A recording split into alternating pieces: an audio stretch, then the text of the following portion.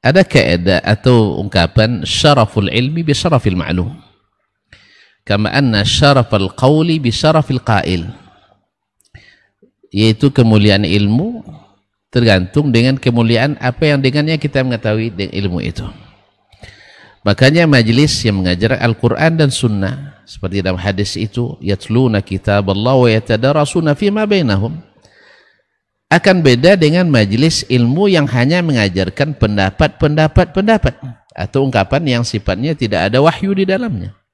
Walaupun seperti kata beliau tadi disebut juga dengan majlis ilmu, maka akan beda walaupun sama-sama di masjid. Yang kedua, bahwa dalam menuntut ilmu itu, kalau seandainya masih pemula, maka berlaku padanya apa yang dikatakan oleh Imam Muhammad bin Sirin, inna hadzal ilma dinun, ilmu ini adalah agama. Fanzuru amman ta'khuduna dinakum, ambil dari lihatlah dari siapa kalian ambil agama kalian. Nah, agama ini alhamdulillah sudah dijelaskan oleh Nabi, taraktukum alal bayda lailuha kanahariha la yazighu anha illa halik, aku tinggalkan kalian di atas jalan yang terang benderang, malamnya saja seperti siang, tak satu pun melenceng sekecil apapun kecuali binasa. Nah, untuk itu kita seperti kata ungkapan para ulama, yu'rafu la yu'raful haqqu birrijal walakin yu'rafur rijalu bil haqq. Kebenaran itu tidak diukur dengan ramainya orang, dengan para pakar dan ahlinya, tidak, tapi yu'rafur rijalu bil haqq, tetapi kita mengenali orang dengan kebenaran. Nah, kita lihat orang yang ilmunya murni kitabullah wa sunnah Rasulullah sallallahu alaihi wasallam dengan ilmunya yang bercampur-campur, ada yang dari Al-Quran dan Sunnah, ada yang dari luar itu, dicoba untuk memadukan seperti minyak dengan air atau seperti api dengan air, dipaksakan seperti kata beliau tadi, yang asal ada pendapat siapapun orangnya mesti dihormati, tidak boleh disalahkan. Subhanallah, ini yang mengatakan tidak boleh disalahkan sebenarnya sudah menyalahkan juga. Tidak ada satupun orang di dunia ini yang berilmu kecuali menyalahkan. Cuman ada yang berupaya menyalahkan yang salah, dan ini yang benar.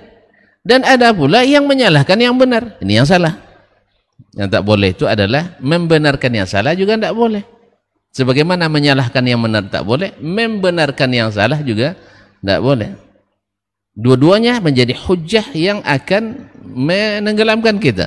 Ada yang salah, kita anggap benar, tidak kita jelaskan kesalahannya, dosa pengkhianat ilmu kita.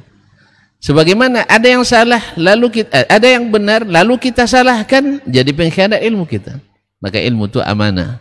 Nah, dengan demikian, di masa ilmu itu zahir, nampak, akan kelihatan mana yang memihak kepada ilmu, mana yang memihak kepada kebenaran, mana yang memihak kepada kebatilan, akan terlihat. Karena seperti kalau antum mengajarkan tentang ini hadis Nabi SAW tentang salat, lengkap kan? Lalu ada yang mengatakan, seperti pernah saya ikut majelis di Jakarta, dibacakannya Masya Allah sampai ke Fathul Bari dia merujuk tentang merapatkan saf. Tapi ujung-ujungnya ini menurut hadis, cuman kebiasaan kita yang kita amalkan, ya jarak sejengkal tidak ada masalah gitu. Ini pas untuk pandemik sebenarnya ini, jarak 1 meter tidak masalah. Jadi itu, jadi hilang ruh hadis itu, hilang.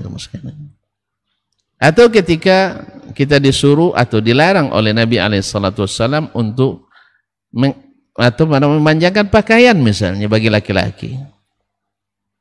Lalu kita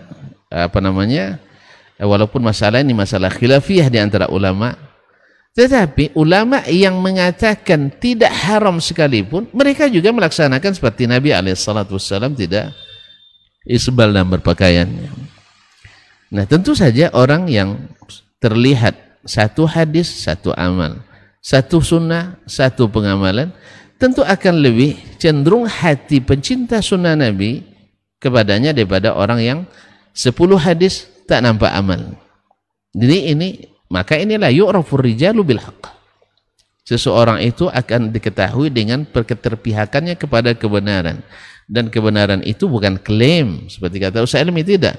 Kebenaran itu adalah yang Allah tunjukkan dengan dalil Al-Quran dan Sunnah Nabi SAW, atau dengan qiyas atau ijma' yang mu'tabar. Wallahu musta'an.